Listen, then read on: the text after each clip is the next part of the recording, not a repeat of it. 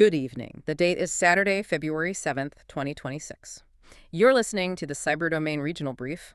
I'm your host, reporting on the signal within the noise. And I'm here to provide the strategic oversight. We're looking at a landscape that has shifted, fundamentally in just the last 14 days. Tonight's deep dive is brought to you by ProWave AI, and the intelligence you are about to hear is generated by Stylo News, the AI-powered news application. And for those of you joining us for the first time, it's important to understand where this information is coming from. Right. Stylo News is the consumer-facing version of a much more powerful tool, the Stylo Intel Ops software. Which is a crucial distinction. It is. Intel Ops is the engine that government agencies, military commands, and enterprise operations use to monitor global threat vectors. So when you open the Stylo News app, you're essentially looking at the same kind of dashboard that global decision makers are looking at. In Washington, in Brussels, in Beijing. Yes. And tonight, that dashboard is, well, it's flashing red. Our mission for this broadcast is to unpack the primary patterns of cyber events from late January through this first week of February. We'll identify the key players, we'll analyze the social sentiment, and look at where this is all heading. And the headlines are severe. We have widespread power outages in Ukraine, all caused by cyber offensives. We've got a near-miss catastrophe in Poland's energy sector, in freezing conditions no less. And the Winter Olympics in Milan, they're under a coordinated digital siege as we speak. On top of all that, and maybe this is the most significant part, we're seeing this radical shift in defense policy. We're talking about proposals for privateer hackers in the United States and a hackback strategy in Germany. The rules of engagement are being rewritten, in real time. Indeed. Let's start with the energy sector. This is really where the digital war becomes physical. Okay, let's look at the situation in Ukraine. On January 29th, so just over a week ago, the conflict escalated from, say, espionage to outright destruction. We are talking about coordinated attacks that caused scheduled hourly blackouts across every single Ukrainian region. And the scale here is what's so concerning. In Kyiv alone, 710,000 consumers were affected. That's a huge number. It is. Energy providers like DTEC were forced to coordinate these emergency schedules just to keep the grid from collapsing entirely. We often hear about cyber attacks and, we assume it means a website went down or someone's email got stolen, but this is different. This is entirely different. This wasn't a DDoS attack, a distributed denial of service, which just, clogs up a server. This was an attack on OT. Operational technology. Exactly. So for our listeners, let's distinguish that. We all know IT, information technology. What is OT? Think of IT as the data, emails, spreadsheets, your customer record. The information. The information, exactly. But OT is the machinery. It's the physical hardware that's actually controlling, say, a turbine spinning in a power plant. Or a valve regulating pressure in a water pipe. Precisely. So when you hack IT, you steal secrets. When you hack OT, you break things. You turn off the lights, you stop the water. And the attribution for this blackout, it seems pretty clear. According to Latvia's National Security Service, the SAB, Russia is the primary threat actor here. But what's fascinating is the methodology. It's no longer just about intelligence gathering. It's about denying basic services to civilians to degrade morale. Which brings us to Poland. Now, reports on this have been circulating for the last 2 weeks, but the incident itself happened back in late December. Right. And this feels like a bullet that was just narrowly dodged. Narrowly might be an understatement. Polish authorities, specifically CERT Polska, they revealed a massive attack on 30 renewable energy sites. And a combined heat and power plant. Yes. And we have to remember the context here. This was during a period of freezing winter weather. Exactly. This is the weaponization of general winter, but through code. That's a perfect way to put it. If that combined heat and power plant had gone down, nearly 500,000 residents would have lost their heating. And in sub-zero temperatures, that isn't an inconvenience. That's a humanitarian crisis. Pipes burst, hospitals, they can't function. People freeze. And the malware they used, it wasn't designed to spy. No. No, it was designed for irreversible data destruction.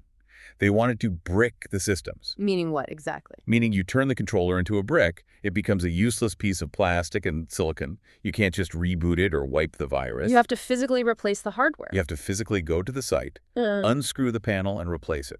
Now imagine that happening across 30 sites at the same time.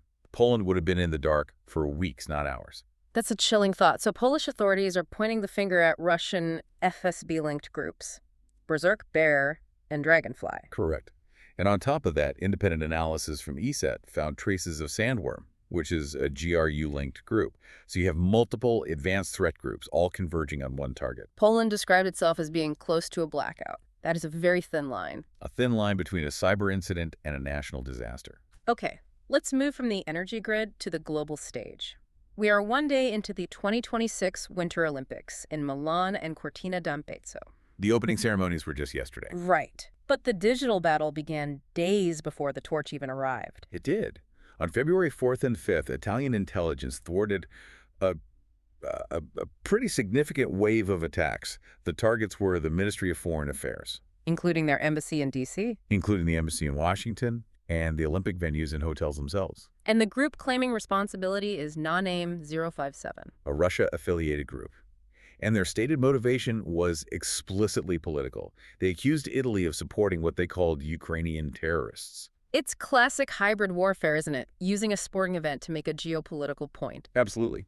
And the response from Italy has been massive. We're not just talking about software firewalls. No, not at all. They deployed 6,000 law enforcement personnel. You've got snipers, bomb squads, and cyber teams all working side by side. That's the reality now. You can't secure a digital perimeter without securing the physical one. And vice versa.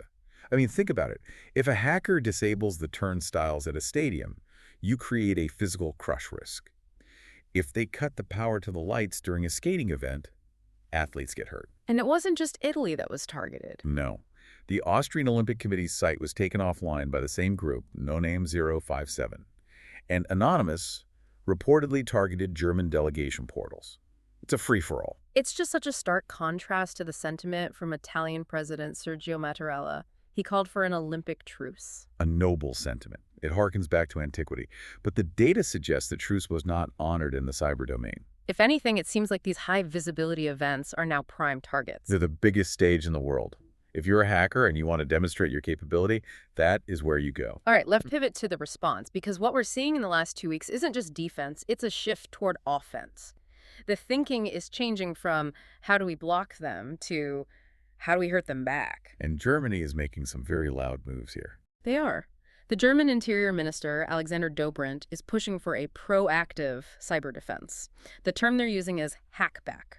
Hackback. That sounds exactly like what it is. It is. It effectively means conducting return strikes to destroy hostile infrastructure located abroad. And the context is that the Bundesbank, the central bank of Germany, is facing thousands of attacks per minute. Per minute. The argument from Berlin is that passive defense, these walls, they just aren't enough.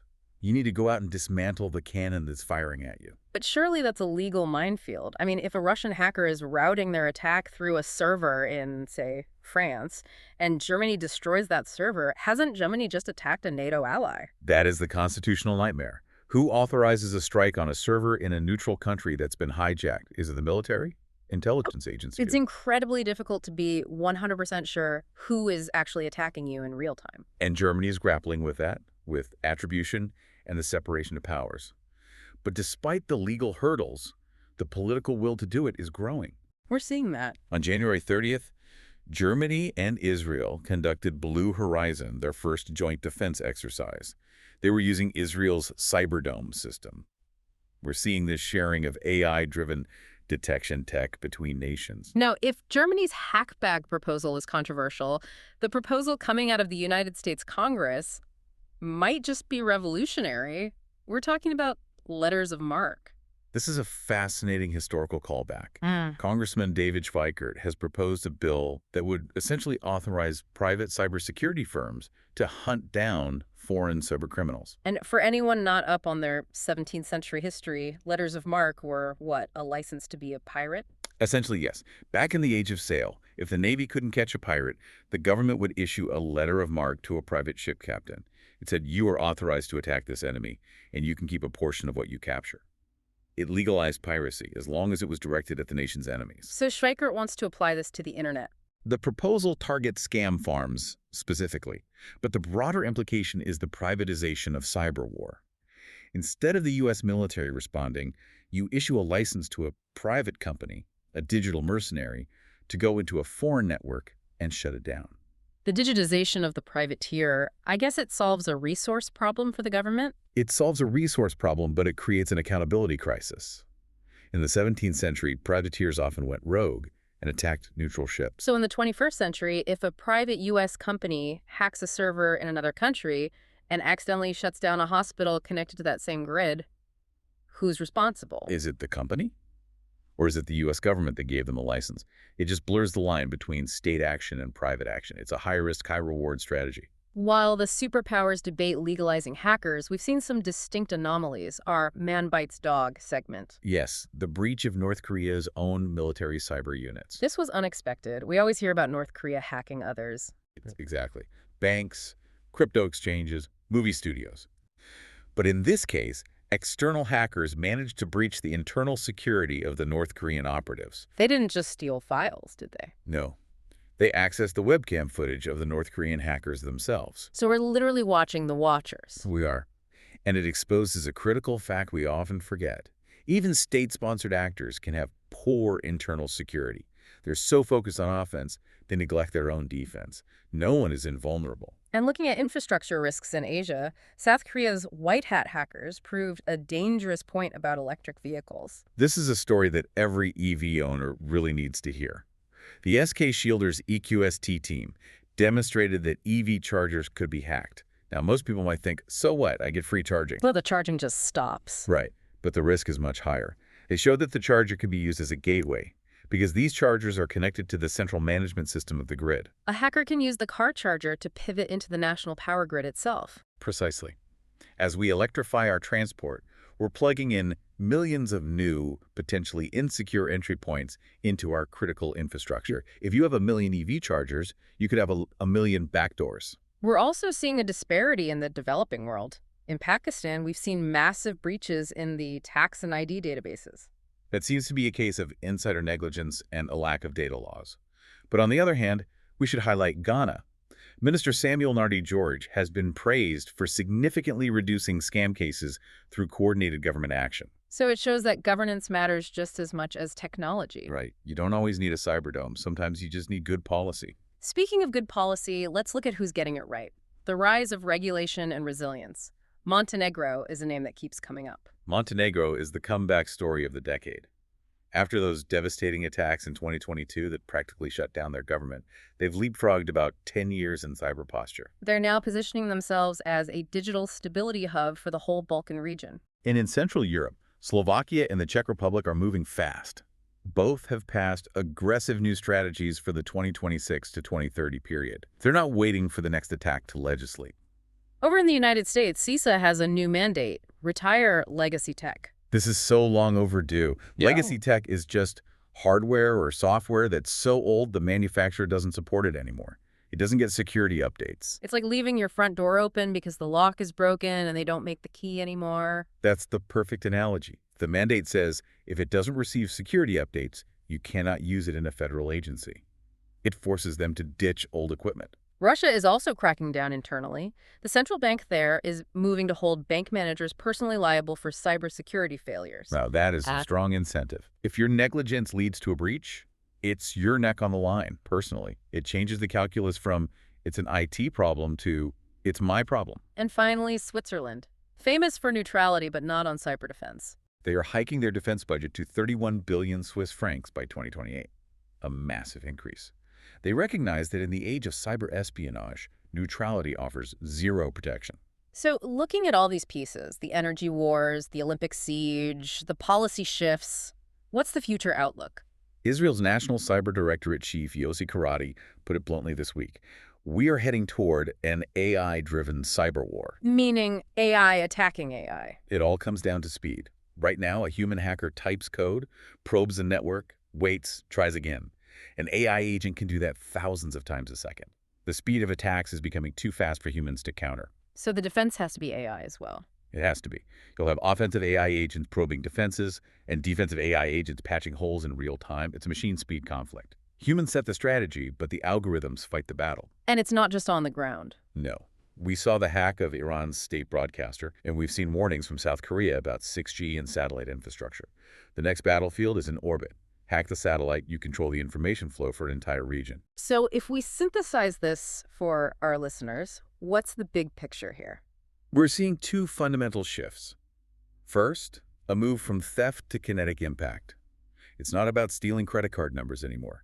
It's about turning the lights off in Kyiv. It's physical. And the second shift? A shift from passive defense to active retaliation. Nations are no longer content to just block the punch. They're getting ready to hit back. Whether it's state-sponsored hackbacks or privateers, the gloves are coming off. We're entering a more aggressive, more volatile phase of the cyber domain. That is the reality of 2026. This has been a comprehensive look at the digital battlegrounds of the last 2 weeks. A sobering look, but an essential one. As we wrap up this briefing, I want to bring it back to the tool that we use to generate this analysis. The intelligence you heard today was powered by Stylo News. And if you found value in this deep dive, if you want to understand these threats before they hit the mainstream news, you don't have to wait for us. Stylo News is a mobile and computer application that allows you to download and customize personal intelligence-style briefs. It aggregates hundreds of traditional sources and data from X to give you the same grade of information used by the professionals we've been talking about.